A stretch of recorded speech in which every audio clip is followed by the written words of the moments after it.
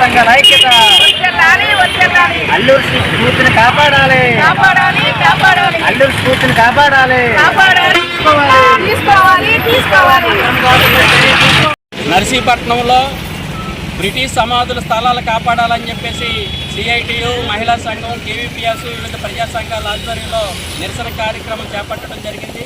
గత వారం రోజులుగా ఇక్కడ నిర్మాణాలు జరుగుతున్నాయి. ఈ స్థలం ప్రభుత్వంది. పురాతన శాఖ కూడా ఈ స్థలం సమాధులది బ్రిటిష్ స్ఫూర్తులుగా, అల్లూరు సీతారామరాజు పోరాట స్ఫూర్తులుగా దీన్ని గుర్తించడం జరిగింది. కానీ ఇన్ని రోజులుగా ప్రజలు ఆందోళన జరుగుతున్నా, పత్రికల్లో వార్త వస్తున్నా అధికారులు మాత్రం పట్టించుకోలేదు. ఈరోజు ఈ నిర్మాణాలపైన కానీ, నిర్మాణదారులపైన కానీ, ఆక్రమణదారులపైన కానీ ఎటువంటి చర్యలు తీసుకోకపోవడం చాలా దుర్మార్గం.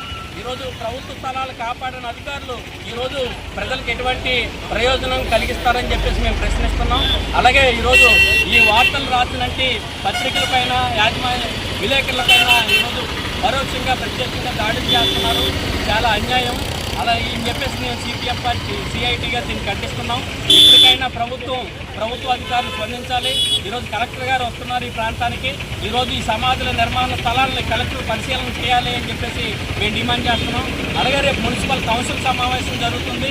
ఈ మున్సిపల్ కౌన్సిల్ సమావేశంలో కూడా దీని మీద చర్చ పెట్టాలి. మున్సిపల్ కౌన్సిలర్లందరూ కూడా దీని మీద ప్రభుత్వ అధికారులు నిలదీయాలని చెప్పేసి మేము అడుగుతున్నాం. ఎటువంటి ప్లానింగ్ అది అప్రూవల్ లేదు, ఎటువంటి ఆధారాలు లేని స్థలంలో అక్రమ నిర్మాణాలు జరుగుతుంటే రెవెన్యూ అధికారులు కానీ, మున్సిపల్ అధికారులు కానీ చూస్తారని చెప్పేసి మేము ప్రశ్నిస్తున్నాం. లేదు, మేము నిర్మాణాలకి సహకరిస్తాం, మేము సపోర్ట్ చేస్తాం, ఎటువంటి ఆక్రమణలు జరిగినా మేము పట్టించుకోమంటే అదైనా తెలియజేయండి అని చెప్పేసి మేము ప్రజా సంఘాలుగా డిమాండ్ చేస్తున్నాం.